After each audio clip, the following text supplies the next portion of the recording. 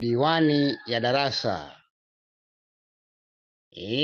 Imeingia janibu nuru yenye kwauni, imekuja kututibu maumo tulosheni. Cha maongozi kitabu hanachikipokeni, ni diwani ya darasa mgeni tumkaribu.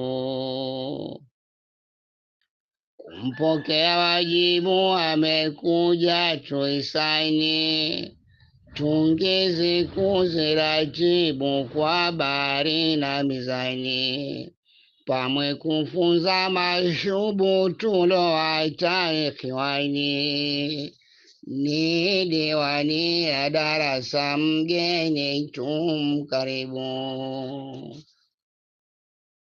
Amekuja kututibu na kuzifunguza mboni, tusifanye uharabu kushusha tungo thamani. Nuru kwa washikanibu kwa shime mpokeni, ni diwani ya darasa mgeni tumkaribu. Buruji akutani buzime mile humo ndani, na mafunzo ya Wahabu hakuwatahamkani. Kumpokea ajibu awe nasi mashani, ni diwani ya darasa mgeni tumkaribu. Tamati ndimi atibu niliwaleteni, mkanyajini sogubu nilozamia mbekoni.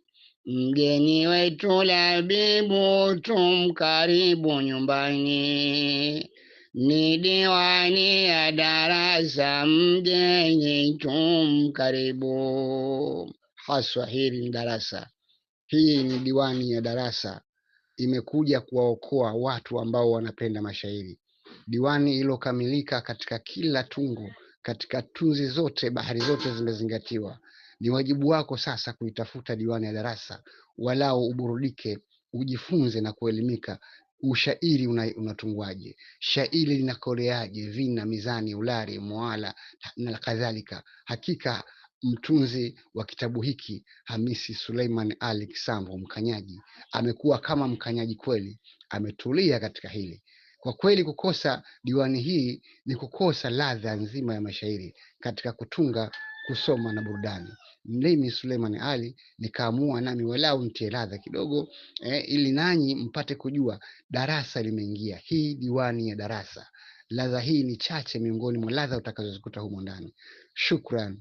Karibuni upate diwani yako sasa, ujifunze kutunga mashairi yaliyokamilika na habari zote zimezingatiwa. Asante. Hamisi Suleiman.